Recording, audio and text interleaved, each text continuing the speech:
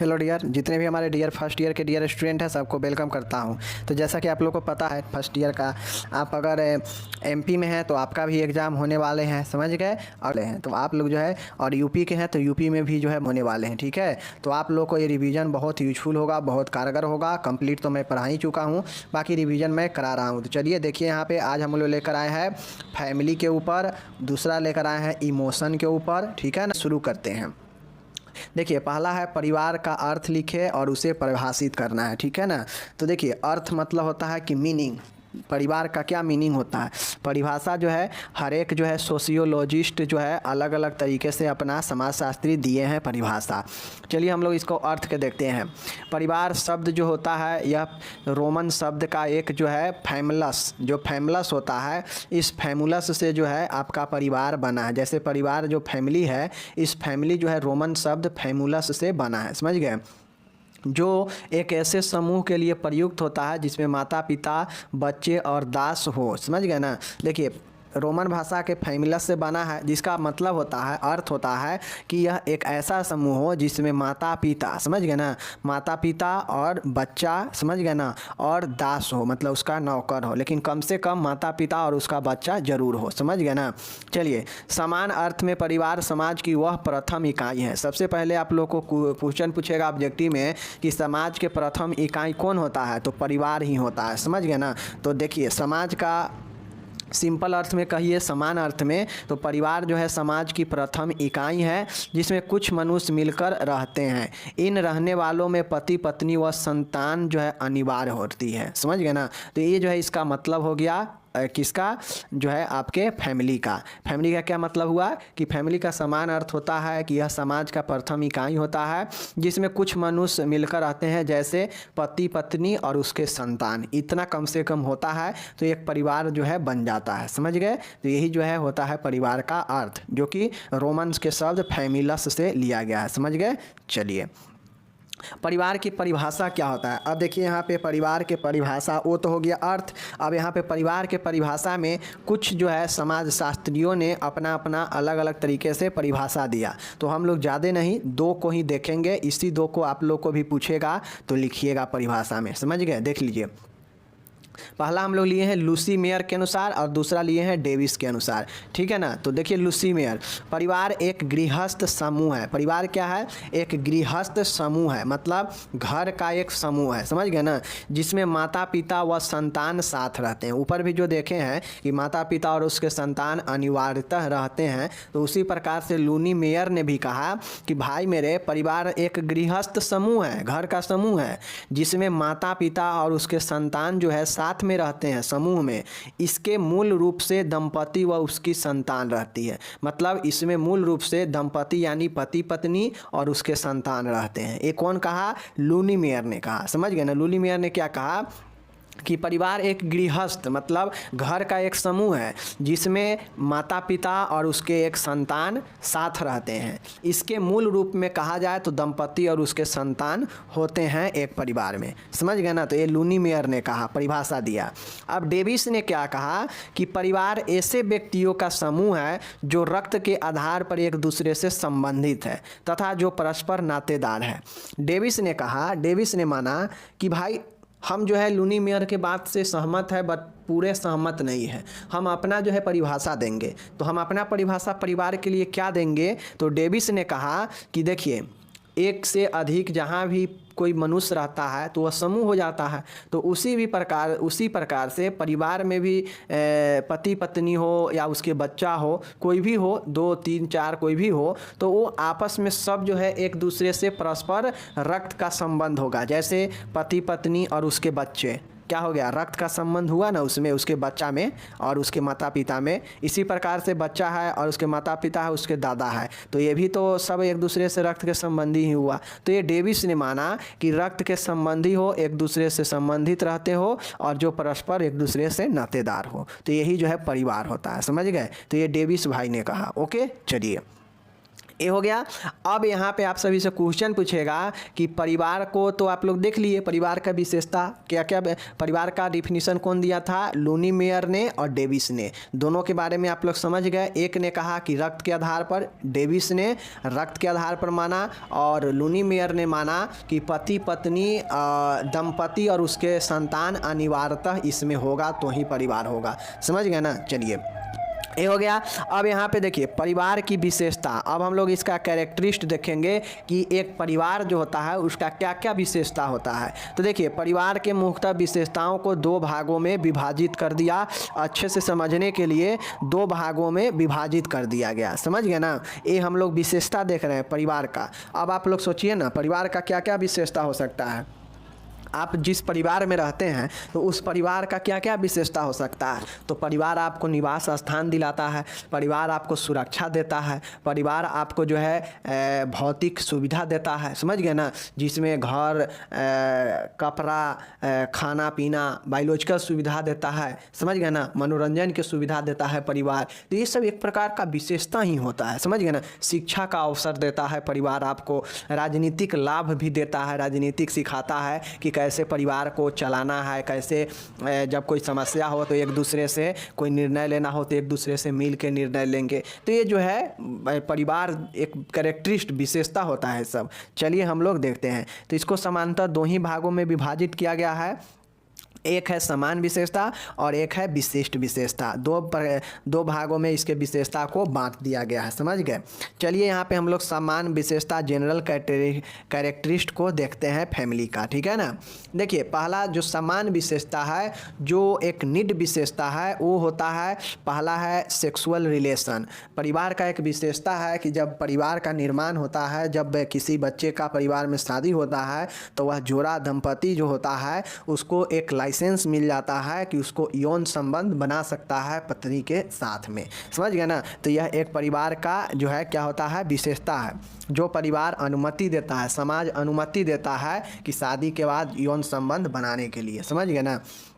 दूसरा विशेषता है विवाह का स्वरूप। इसमें है विवाह का स्वरूप। अब परिवार जो होता है यह विवाह का स्वरूप भी तय करता है। जैसे आप लोग देखते होइएगा आदिवासी जो होता है तो आदिवासी में उसके घर में जो है एक औरत के जो है दो चार जो है हस्बैंड रहते हैं, या एक हस्बैंड को दो तीन पत्नियां रहती है। तो ये जो है अलग अलग स्वरूप होता है। समझ गए ना। कुछ नॉर्मल परिवार में भी देखते होइएगा, तो नॉर्मल परिवार में भी जो है देखते होइएगा कि कोई पति के जो है तीन तीन दो दो पत्नियां रहती है। उसी प्रकार से कोई एक पत्नी जो है दो दो तीन तीन पति के साथ में रहता है। तो यह विवाह के स्वरूप को भी तय करता है कौन, परिवार। समझ गए ना। जिसका परिवार जिस ढंग के होता है वह उसी प्रकार से अपना विवाह को तय करता है। समझ गए। उसी प्रकार से जो सभ्य समाज होता है तो वहाँ पे जो विवाह होता है मोनोगामी मतलब एकल विवाह ज़्यादा प्रचलित होता है। समझ गए ना। तो यह जो है विवाह का स्वरूप होता है। समझ गए। चलिए तीसरा देखिएगा एक वंशावलिक व्यवस्था, ए जेनोलॉजिकल सिस्टम। परिवार जो होता है यह एक वंशावली व्यवस्था बनाता है, जैसे पीढ़ी दर पीढ़ी। जैसे दादा हुए, दादा के बेटा यानी पिताजी हुए, पिताजी के जो संतान होगा यानी मैं। तो ये जो है एक पीढ़ी दर पीढ़ी चलते रहता है। समझ गए ना। और ये जो पीढ़ी दर पीढ़ी चलते रहता है तो यह एक प्रकार का व्यवस्था होता है, सिस्टमेटिक चलते रहता है। समझ गए ना। तो यह एक वंशावलिक व्यवस्था होता है, इसका एक विशेषता है परिवार का। समझ गए। चलिए चौथा देखिएगा आर्थिक व्यवस्था, सम इकोनॉमिकल प्रोविजन। अब जो परिवार होता है, परिवार में जो इकोनॉमिकल जो आर्थिक व्यवस्था होता है वह जो है परिवार के सदस्यों पर निर्भर करता है कि कौन सा सदस्य जो है किस इनकम के स्रोत से अपना आर्थिक व्यवस्था तय कर रहा है। कोई कृषि पर निर्भर होता है, कोई नौकरी करता है, कोई बिजनेस करता है। समझ गए ना। तो ये परिवार के द्वारा ही जो है किया जाता है, परिवार के सदस्यों के द्वारा ही। तो ये जो है आर्थिक रूप से जो है संपत्ति अर्जन किया जाता है। तो ये आर्थिक व्यवस्था हो गया। पाँचवा है जैसे किसी का जैसे माता पिता अपने बाल बच्चे के लिए आर्थिक रूप से सक्षम बनाने के लिए हर एक संभव प्रयास करते हैं ना। तो ये आर्थिक व्यवस्था हो गया। नेक्स्ट है समान निवास स्थान। अब इसका एक ये भी विशेषता होता है कि परिवार अपने आने वाले भविष्य में या होने वाले भविष्य में संतानों के लिए, सदस्यों के लिए समान जो है निवास स्थान का जो है क्या करता है, बनाता है। जैसे कोई भी व्यक्ति अपना बहुत बड़ा बड़ा महल क्यों बनाता है? ऐसा थोड़ी ना है कि ज़िंदगी भर अमर है वो और उसको इसका ही जो है सुख पाना है। वह इसलिए भी बनाता है कि हम तो सुख पाएँ ही पाएँ, साथ ही आने वाला समय में जो मेरा जनरेशन है, जो संतान होगा या संतान के जो संतान होगा, वो जो है इस घर में सुख भोग सके। समझ गए ना? तो ये जो है समान निवास स्थान भी इसका एक विशेषता होता है। समझ गए? तो समान आप लोग विशेषता में देख लिए कि आर्थिक व्यवस्था, सामाजिक समान निवास व्यवस्था। समझ गए ना? उसी प्रकार से है वंशावलिक व्यवस्था, इसका विशेषता होता है विवाह का स्वरूप और यौन संबंध। ये सब समान व्यवस्था होता है। समझ गए? समान विशेषता है। समझ गए ना? अब विशिष्ट विशेषता क्या होता है देख लीजिए। स्पेसिफिक कैरेक्टरिस्ट क्या होता है देख लीजिए। जैसे परिवार एक जो है सार्वभौमिकता, यूनिवर्सलिटी के रूप में होता है। मतलब परिवार का एक विशेषता ये है कि आप दुनिया के किसी भी कोने में चल जाएंगे, आपको परिवार जो है हर जगह देखने को मिल जाएगा। भले ही वो परिवार संयुक्त हो चाहे एकल हो। समझ गए ना? लेकिन परिवार जो है देखने को आपको मिल जाएगा। तो परिवार का एक विशेषता ये है कि यह यूनिवर्सल रूप में पाया जाता है। मतलब पूरे देश दुनिया के लेवल पर पाया जाता है। समझ गए? तो यही जो है सार्वभौमिकता, यूनिवर्सलिटी होता है। समझ गए? चलिए, तो इसका एक विशेषता हो गया।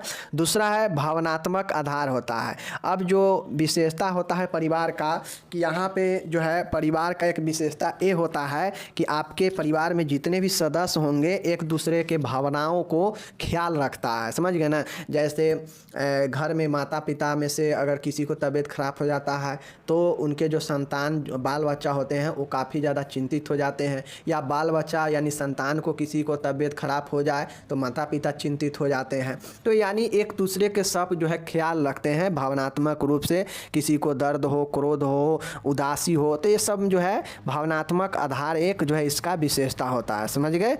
चलिए, नेक्स्ट इसका विशेषता क्या होता है? रचनात्मक प्रभाव, क्रिएटिविटी इन्फ्लुएंस। अब क्रिएटिव इन्फ्लुएंस ये होता है कि इसमें जो है परिवार में तरह तरह के चीज़ें जो है क्रिएट किया जाता है। नए नए चीज़ों का जो है क्रिएटिव किया जाता है, रचना किया जाता है, स्ट्रक्चर बनाया जाता है। परिवार जो होता है, परिवार में जो होता है वह परिवार मिल कर एक समुदाय, एक गांव का निर्माण करता है। तो ये जो परिवार होता है यह मूल रूप से एक इकाई के काम करता है।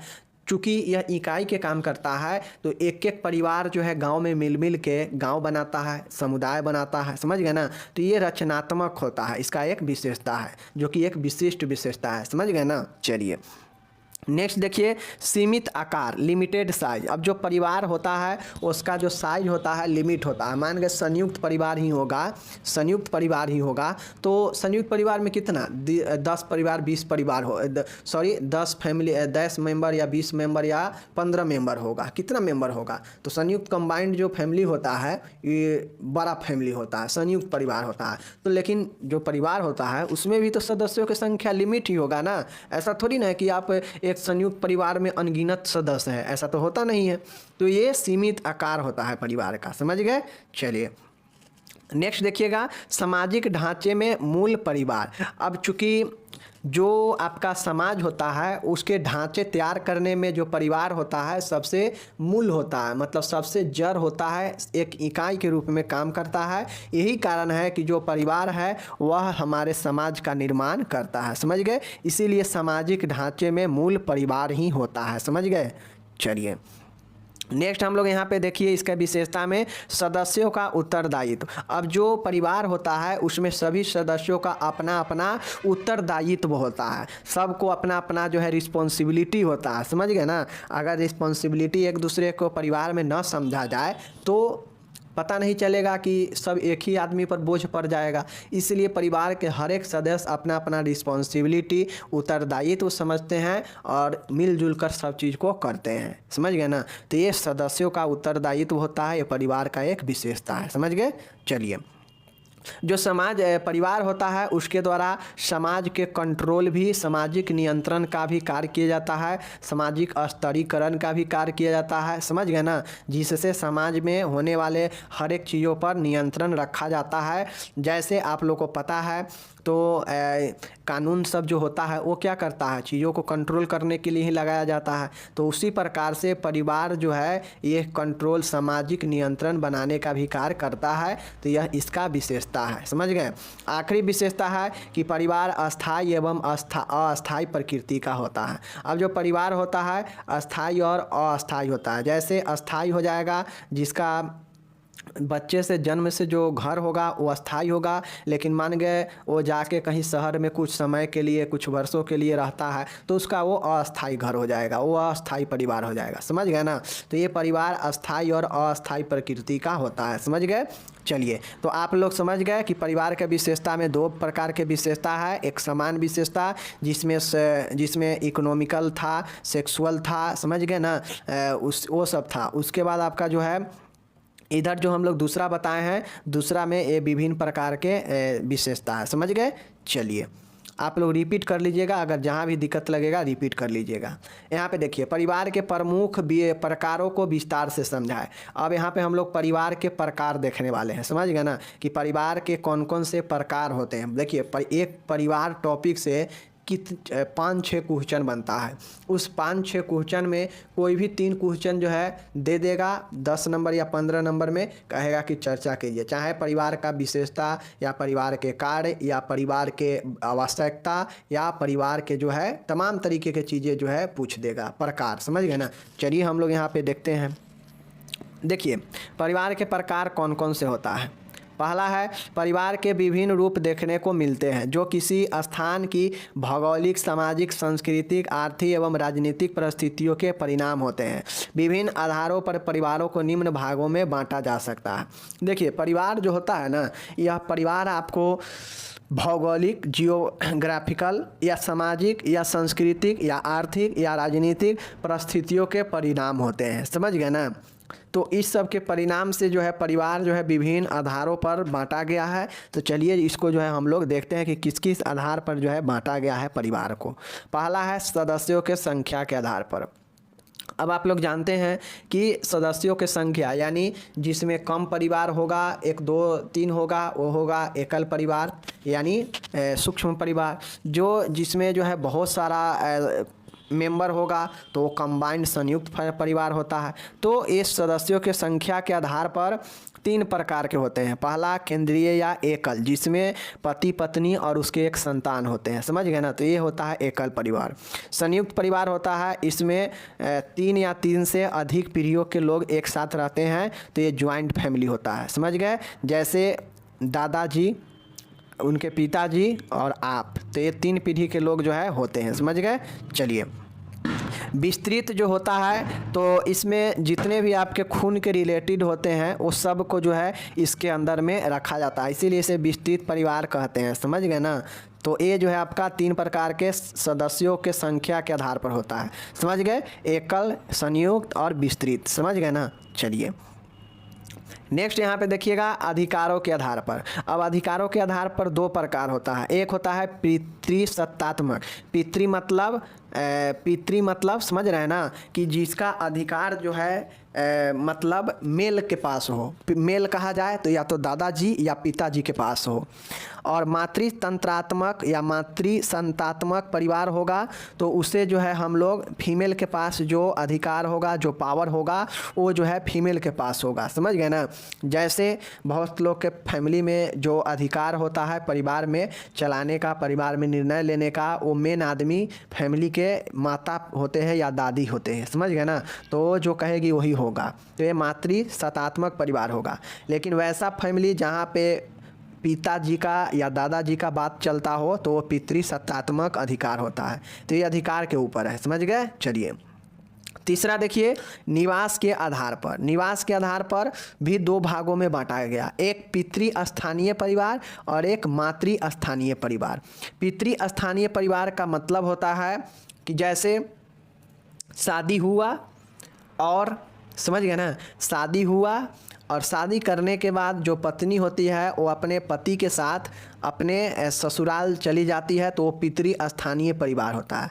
मतलब सीधा समझिए कि कोई शादी किया और उसका जो बच्चा होगा तो वो बच्चा अगर अपने पिता के पास रहेगा, जो कि अक्सर होता है, जो शादी होने के बाद जो बच्चा होता है वो अपने घर पर, दादा के घर रहता है, अपने पिता के घर पर रहता है, तो पितृ स्थानीय परिवार होगा।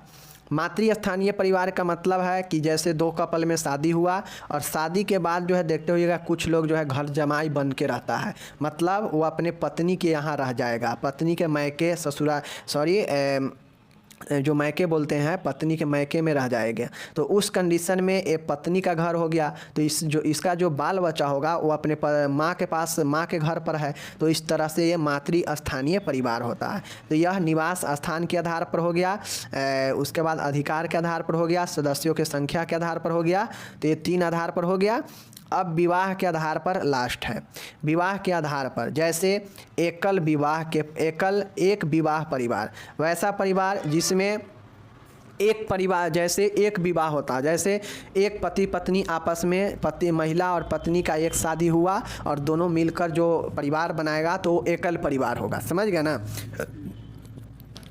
बहुविवाही प्रथा, कुछ ऐसे परिवार होते हैं जिस परिवार में विवाह के आधार पर जो है परिवार रहता है, जैसे अलग अलग एक पति जो है 2-3 शादी, एक जो पुरुष होता है वो 2-3 शादी करता है, समझ गए ना। तो इस प्रकार के जो फैमिली होता है तो यह विवाह के आधार वाला फैमिली होता है, समझ गए। तो ये जो है एक विवाह और बहुविवाह, ये 2 प्रकार के विवाह के आधार पर परिवार बनता है, समझ गए ना। कुल 4 प्रकार से परिवारों को बांटा गया है। पहला था सदस्यों के संख्या के आधार पर, इसमें 3 था। दूसरा आपका जो था, यहाँ दूसरा में था अधिकार के आधार पर, जिसमें 2 टाइप्स था, मातृ और पितृ अधिकार पर। तीसरा आपका था निवास स्थान के आधार पर, जिसमें जो है 2 था, मातृ निवास स्थान और पितृ निवास स्थान। चौथा जो है आपके यहाँ पे, ये है आपके विवाह के आधार पर, जिसमें 2 है, जिसमें एक विवाह और बहुविवाह, समझ गए। चलिए, ये हो गया समाप्त। अगर परिवार के प्रकार पूछेगा तो आराम से लिख दीजिएगा, ओके। अब यहाँ पे क्वेश्चन देखिए, परिवार के मूलभूत आवश्यकता क्या है। क्वेश्चन पूछता है कि परिवार के क्या क्या आवश्यकता होते हैं, एक परिवार को जो है चलाने के लिए किन किन चीज़ों का आवश्यकता होता है, पूछता है मूलभूत आवश्यकता। देखिए, परिवार का निर्माण व्यक्तियों के समूह से मिलकर होता है, बिल्कुल सही है। परिवार जो है एक अकेला सिंगल व्यक्तियों के मिलने से नहीं होता है, समझ गए ना। परिवार जो है 2 या 2 से अधिक व्यक्ति मिलेगा तो ही जाके एक परिवार बनता है, समझ गए। अतः जिस प्रकार व्यक्ति को जीवित रहने व प्रसन्नतापूर्वक जीवन जीने के लिए कुछ मूलभूत आवश्यकताओं की जरूरी होती है, उसी प्रकार दंपति द्वारा परिवार की स्थापना, नियमन व संचालन हेतु कुछ मूलभूत आवश्यकताएं हैं जो निम्न हैं। देखिए, जिस प्रकार से आप अपने जीवन चलाने के लिए विभिन्न चीज़ों का आवश्यकता पड़ता है, उसी प्रकार से जो है परिवार को भी चलाने के लिए, परिवार को कैसे हैंडल कंट्रोल किया जाए, परिवार में कैसे हर एक नियम को संचालन किया जाए, परिवार का क्या क्या आवश्यकता है, तो इन सारे चीज़ों को जो है परिवार को भी आवश्यकता पड़ता है, जो कि निम्न है। चलिए हम लोग देखते हैं। पहला याद रखिए फिजिकल नीड्स, भौतिक अवस्था। दूसरा है बायोलॉजिकल नीड्स, समझ गए। तीसरा है आपका सामाजिक नीड्स, सामाजिक आवश्यकता। और चौथा है मनोवैज्ञानिक आवश्यकता, फिजियोलॉजिकल नीड्स। ये 4 नीड्स होते हैं जो कि परिवार चलाने के लिए, परिवार बनाने के लिए, स्थापित करने के लिए ये चारों आवश्यकताएं होना जरूरी होता है। चलिए हम लोग देख लेते हैं।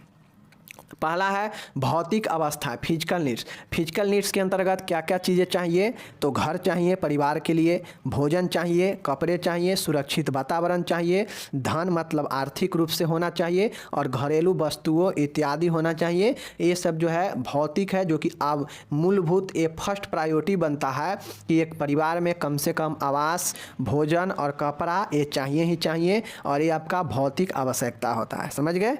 चलिए, दूसरा है जैविक अवस्था है, बायोलॉजिकल नीड्स है। बायोलॉजिकल नीड्स के अंतर्गत जो होता है, जैसे जैसे शारीरिक क्रिया, जैसे यौन संबंध, समझ गए, रोगों से सुरक्षा कैसे किया जाए, नियोजिता, अभिभावकता मतलब गार्जियन के रूप में, गार्जियनशिप कैसे चलाया जाए, रोगों से सुरक्षा कैसे परिवार को दिया जाए, यौन संबंध जो है परिवार में कैसे बने। तो ये जो है जैविक आवश्यकता होता है, समझ गए, जो कि इसके अंदर ये सब चीज़ों का होना जरूरी होता है, समझ गए।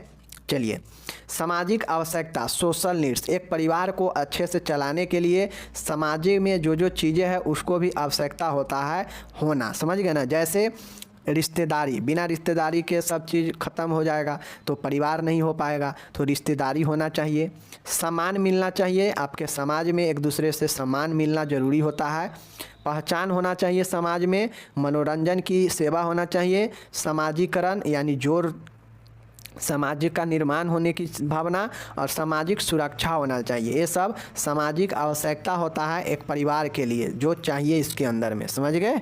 चलिए, नेक्स्ट और आखिरी जो आवश्यकता है किसी फैमिली के लिए वो है मनोवैज्ञानिक आवश्यकता। मनोवैज्ञानिक आवश्यकता के अंतर्गत स्नेह, आत्मसम्मान, व्यक्तित्व का विकास, जिम्मेदारियां, बौद्धिक विकास, उचित प्रेरणा आदि एक परिवार के सदस्यों को मिलना चाहिए, और ये मनोवैज्ञानिक आवश्यकता होता है, समझ गए। तो मनोवैज्ञानिक आवश्यकता में मानसिक रूप से डेवलप्ड होने के लिए स्नेह, प्यार, आत्मसम्मान, व्यक्तित्व, जिम्मेदारी, बौद्धिक विकास, उचित प्रेरणा, ये सब होना चाहिए। तो ये परिवार के मूलभूत 4 आवश्यकता हैं जो कि आप लोग यहाँ पे देख लिए, ठीक है। चलिए, अब आखिरी क्वेश्चन यहाँ पे बनता है कि परिवार के महत्वपूर्ण कार्यों को लिखे। परिवार जो है, परिवार में क्या क्या चीज़ें का कार्य हो सकता है, चलिए इसको जो है हम लोग देखते हैं, ठीक है। चलिए, ये भी क्वेश्चन पूछता है, परिवार समाज की आधारभूत एवं मौलिक इकाई है। आपको पहले से ही पता है कि परिवार जो है समाज का एक बेसिक और एक मौलिक इकाई है, समझ गए ना, एक यूनिट के रूप में है,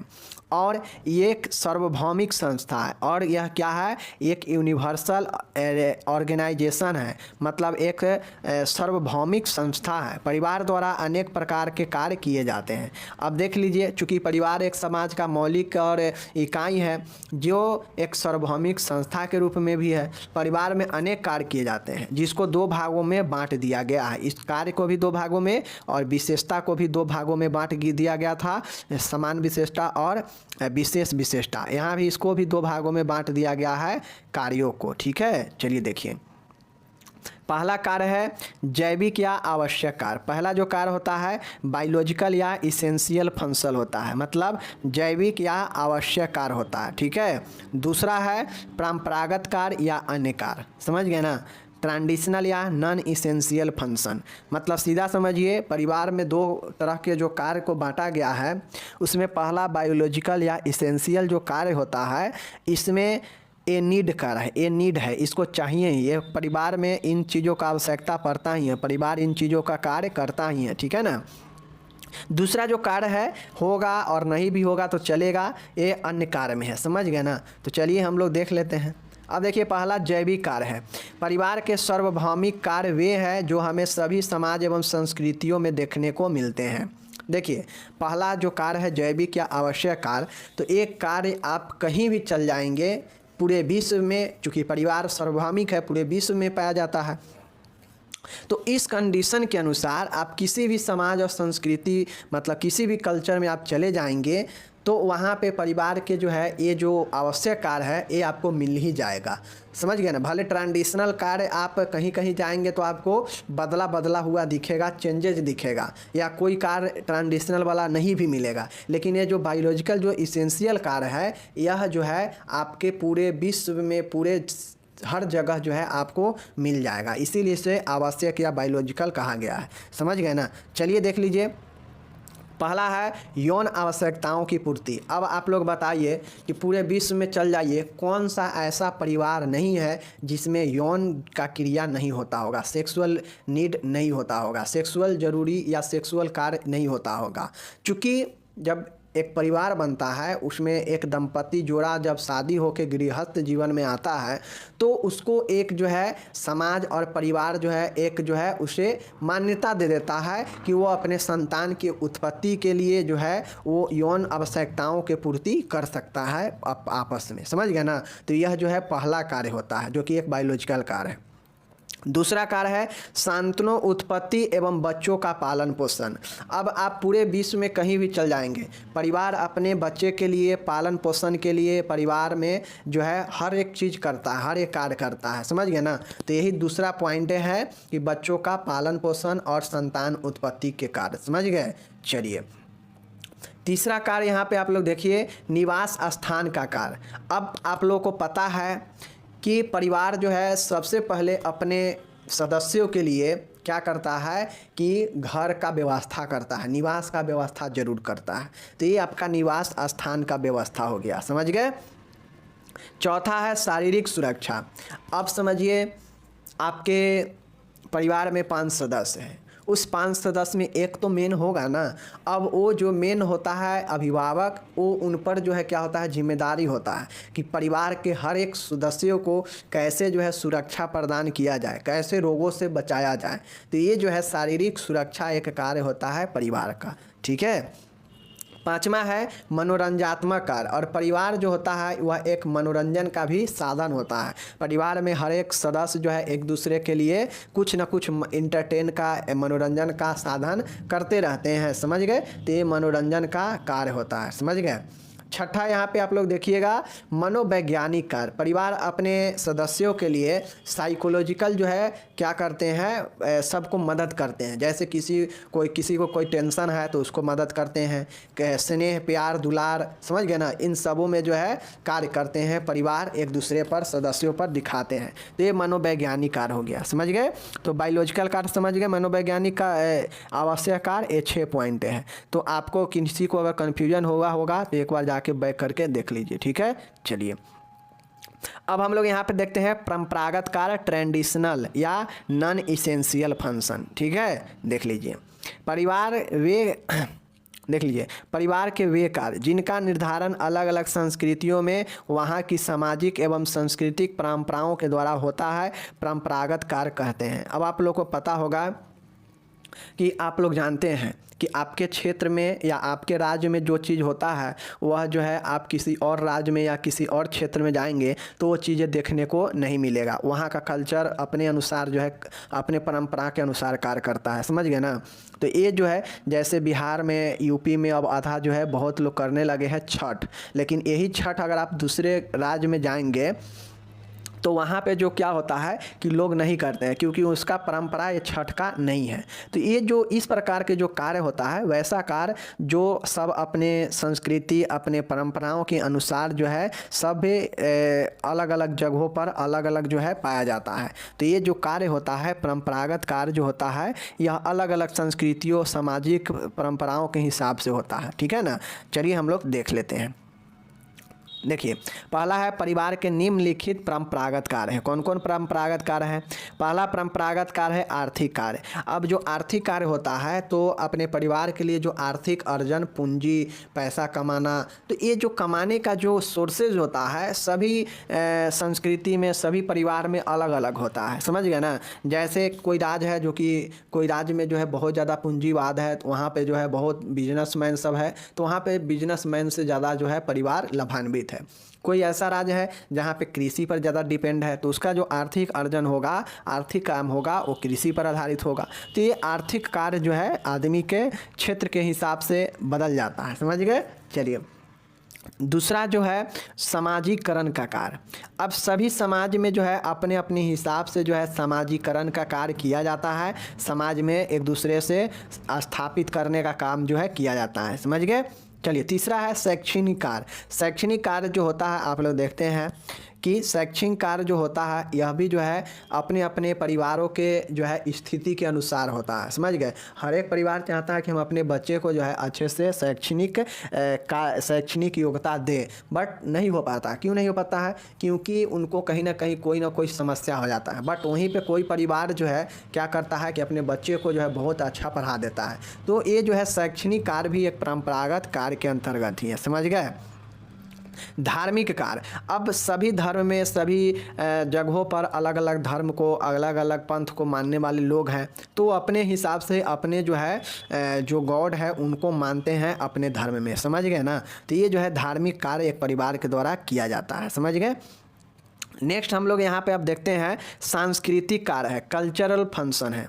सांस्कृतिक कार्य, अब आप लोग को पता होगा कि जो हमारे ये उत्तर भारत में जैसे हो गया राजस्थान, हो गया मध्य प्रदेश, बिहार, यूपी, झारखंड, इधर जो कल्चर है लगभग आपका बहुत सारे चीज़ें मिलता जुलता होगा। लेकिन जस्ट इसके आप विपरीत में महाराष्ट्र में जाइए, आप जो है दक्षिण भारत में जाइए, तो उधर का कल्चर आपको बिल्कुल विपरीत दिखता है, समझ गए ना। तो ये जो है परिवार सब जो परिवार जहाँ है वो अपने परंपराओं, अपने संस्कृति के हिसाब से अपने कार्यों को निर्वहन करती है, समझ गए ना। छठा जो है परंपरागत कार्य में राजनीतिक कार्य। अब परिवार में जो है बागडोर, परिवार का जो अधिकार है वह जो है किसके पास रहता है। और आप लोग जानते हैं कि कुछ ऐसे कार्य होते हैं जो परिवार के जो मुखिया होते हैं वो सभी सदस्यों से सलाह मशवरा लेने के बाद जो है वो अपना कदम आगे उठाते हैं, समझ गए ना। तो ये जो है राजनीतिक कार्य भी होता है यहाँ पे परिवार में, समझ गए ना। राजनीतिक कार्य के मतलब है कि जो परिवार में जो मुखिया होते हैं वही जो है निर्णय लेते हैं, वही जज के रूप में होते हैं, समझ गए। तो ये राजनीतिक कार्य भी यहाँ पे होता है परिवार में, समझ गए। जिस प्रकार से एक राजनीतिक दल में एक मुखिया होता है, मतलब मेन अध्यक्ष होता है, और वो जो निर्णय लेता है वही जो है उसके दल के लोग मानते हैं। उसी प्रकार से परिवार में भी राजनीतिक के तरह कार्य होता है कि जो परिवार के मेन लोग एक होते हैं वो जो निर्णय लेते हैं या जो सबसे मिल के निर्णय लेंगे और वो जो निर्णय देंगे वही सब लोग मानते भी हैं, समझ गए ना। तो ये कुल 6 कार्य होता है जो कि एक परंपरागत कार्य है। और ऊपर भी जो है आपके इसेंशियल यानी बायोलॉजिकल कार्य में हम लोग 6 पॉइंट देखें, ठीक है। तो आपके परिवार यहाँ पे हम लोग अच्छे से पढ़ चुके हैं, समझ सकते। देख लीजिए परिवार कितना बड़ा का टॉपिक है कि 30 मिनट सिर्फ और सिर्फ परिवार पर ही लेक्चर चला है, जबकि हम शॉर्ट बताए हैं, तो समझ गए ना। चलिए अब चलते हैं नेक्स्ट क्वेश्चन की तरफ। परिवार समाप्त हो गया। परिवार से कोई भी क्वेश्चन पूछेगा आप लोग को बाहर नहीं आएगा, ठीक है। अब नेक्स्ट क्वेश्चन हम लोग यहाँ पे देखने वाले हैं इमोशन के ऊपर, कि इमोशन यानी संवेग का क्या अर्थ होता है और डिफिनीशन बताना है, ठीक है। चलिए देख लेते हैं। अर्थ देखिए, इमोशन संवेग शब्द की उत्पत्ति लैटिन भाषा के इमोवियर शब्द से हुआ, जिसका अर्थ है टू एक्साइटेड, उत्तेजित करना। देखिए संवेग अगर किसी को अंदर आता है ना तो उसके भाव में, उसके जो भाव होता है उसमें जो है उसको क्या होता है, उत्तेजना हो जाता है व्यक्ति के अंदर। जैसे ही कोई संवेग में आता है, इमोशन होता है, तो उस व्यक्ति के अंदर जो है क्या होता है, भाव में उसका जो है बिहेव चेंज हो जाता है, व्यवहार चेंज होता है, उसका भाव चेंज हो जाता है, समझ गए ना। तो व्यक्ति जो है उसी तरीक़ा से रिएक्ट करता है। जैसे किसी को क्रोध होता है तो देखिएगा एकदम क्रोधित होकर वो मन में से जो है अपना व्यक्त करेगा भाव को, समझ गए ना। किसी को डर लग जाएगा तो वो बहुत ज़्यादा डर जाता है, तो वह जो है सबसे चोरी चुपके रहेगा, समझ गए ना। तो वह अपना भाव प्रकट करता है। प्रेम है, प्रेम जब किसी को एक दूसरे से होता है तो काफ़ी प्यार लुटाता है, तो यह भी एक भाव एक्सप्रेशन ही व्यक्ति को दिखता है, समझ गए ना। खुशी, व्यक्ति जब खुश होता है तो वह बहुत ज़्यादा जो है खुश मन में रहता है, यानी उसका जो एक्सप्रेशन है, जो उसका मन का भाव है वह खुशी नुमा है, समझ गए ना। यानी उसका जो मन का भाव है वही जो है संवेग को दर्शाता है, समझ गए। चलिए तो यहाँ पे देख लीजिए, संवेग एक जटिल अवस्था है, यह एक कॉम्प्लेक्स स्टेट है जो व्यक्ति को उत्तेजित दशा को दर्शाता है। यही ना है टू एक्साइट, मतलब उत्तेजित करना। इमोवियर का अर्थ होता है कि उत्तेजित करना। अब संवेग एक ऐसा जटिल अवस्था होता है कि जो व्यक्ति को उत्तेजित दशा को दर्शाता है, कि व्यक्ति के अंदर जब संवेग होता है, जब भावनात्मक रूप से वो व्यक्ति प्रभावित होता है तो उसमें उत्तेजित दशा को दर्शाता है, समझ गए ना। मानव जीवन में संवेग का विशेष महत्व है। अब चूंकि मानव जीवन है तो दुख, कष्ट, खुशी, प्रेम, क्रोध, भय, भूख, प्यास, ये सब तो आता ही रहता है। तो यही जो है व्यक्ति के भाव को दर्शाता है, यही जो है व्यक्ति के महत्व को दर्शाता है। कौन? जीवन, संवेग, समझ गए। जैसे क्रोध, भय, प्रेम, खुशी हमारे जीवन के प्रमुख संवेग है, ये हमारे जीवन का प्रमुख संवेग है, समझ गए। चलिए संवेग का समझ गए। अब देखिए संवेग को कुछ वैज्ञानिकों ने अपने हिसाब से परिभाषित किया। जैसे वैलेंटाइन के अनुसार, नाम तो याद रहेगा ना, वैलेंटाइन ने कहा कि वैलेंटाइन ने कहा अनुभूति यानी अटेंशन की गहनता को संवेग कहते हैं। मतलब किसी को अगर किसी भी चीज़ के प्रति बहुत ज़्यादा डीपली चले जाए तो वही व्यक्ति जो है संवेग में डूब जाता है, इमोशनली हो जाता है। और बिल्कुल सही भी बात है, आप किसी भी चीज़ के प्रति बहुत ज़्यादा डीपली अगर आप उसमें घुस जाएंगे तो वो जो है क्या होगा, आपको इमोशनली होने लगता है। चाहे आप उसमें उससे क्रोध हो, चाहे आप उससे खुशी हो, चाहे आप उससे डर जाए, लेकिन ये जो है किसी चीज़ में डूबने से जो है संवेग जो है व्यक्ति को होता है। यह वैलेंटाइन ने कहा कि अनुभूति की गहनता को ही संवेग कहते हैं। समझ गए? चलिए, अब रास ने क्या कहा, ये तो वैलेंटाइन है, ये रास है। रास ने क्या कहा कि संवेगात्मक दशाओं के वे रूप जिनका संबंध भावना से रहता है संवेग कहलाता है। उसी समय से हम भावना भावना कर रहे हैं ना,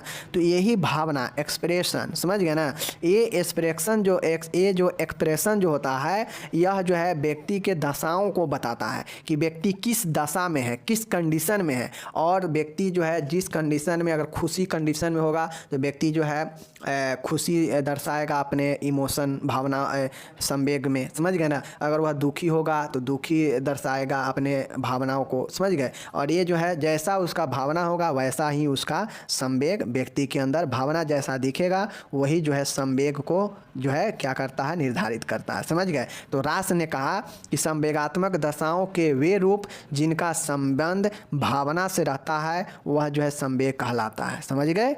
चलिए, ये हो गया। अब संवेग के प्रमुख विशेषता देख लीजिए क्या क्या होता है। तो देख लीजिए, संवेग में कई विशेषताएं होती हैं जो व्यक्ति के व्यवहार, स्वास्थ्य के रोगों आदि पर अपना प्रभाव डालती है। कुछ विशेषताएं निम्न प्रकार है, ठीक है, देख लीजिए। पहला विशेषता है, देखिए ये पॉइंट में है, आप इधर उधर भी करके लिख सकते हैं, ऐसा बातें नहीं है कि लाइन बाय लाइन लिखना है। संवेग द्वारा व्यक्ति को क्रिया करने की प्रेरणा मिलती है। अगर आप खुशी रहेंगे, मन खुशी होगा तो आपको मन अच्छा लगेगा काम करने में, ठीक है, तो प्रेरित भी करेगा। संवेग जन्म के बाहरी उद्दीपकों द्वारा किया जाता है। संवेग जो होता है वह बाहरी उद्दीपकों यानी बाहरी स्टिमुलेट, बाहरी चीज़ों के द्वारा होता है, समझ गए। संवेग द्वारा व्यक्ति अपने आकर्षण, विकर्षण एवं अनुभवों को व्यक्त करता है। अब जिसका जो है जो इमोशनल में रहता है तो अपने भावनाओं को व्यक्त करता है ना, अपने अनुभवों को व्यक्त करता है ना, तो यही चीज़ें कह रहा है।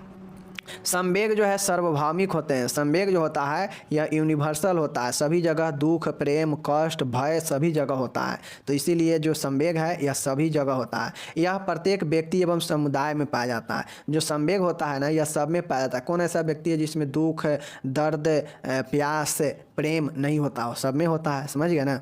संवेग की उत्पत्ति मनोवैज्ञानिकों कारणों से होती है। संवेग का जो उत्पत्ति होती है ना यह मनोवैज्ञानिक साइकोलॉजिकल रीजन से होता है। जैसे किसी को किसी चीज़ में ठेस पहुंचने से दिल दुखता है, दिल टूटता है, समझ गए ना, तो ये सब जो है होता है, समझ गए। संवेग धनात्मक या प्रिय, ऋणात्मक, अप्रिय दोनों हो सकता है। संवेग जो है धनात्मक या ऋणात्मक कुछ भी हो सकता है, समझ गए। संवेग व्यक्ति के बोध की क्रिया को प्रभावित करता है। संवेग जो होता है व्यक्ति के परसेप्शन को प्रभावित करता है, बोध को प्रभावित करता है, समझ गए। अगर व्यक्ति दुख होता है तो किसी चीज़ में मन नहीं लगेगा, अगर वह सुख है तो उसको सब चीज़ में जो है मन लगेगा, समझ गए ना। संवेग द्वारा व्यक्ति को शारीरिक एवं मानसिक ऊर्जा का आभास होता है। अगर व्यक्ति में पॉजिटिव इमोशनल है, सकारात्मक अगर संवेग है तो उसको जो है शरीर को एनर्जी मिलेगा किसी भी काम को करने में, समझ गए ना, और मानसिक रूप से वह स्वस्थ होगा। नेक्स्ट है, यह व्यक्ति को विपरीत परिस्थितियों में संघर्ष के लिए प्रेरित करता है। अगर आपके अंदर अच्छा संवेग है, इमोशनल अगर पॉजिटिव है तो आपको जो है संघर्ष के लिए प्रेरित करेगा, ठीक है ना।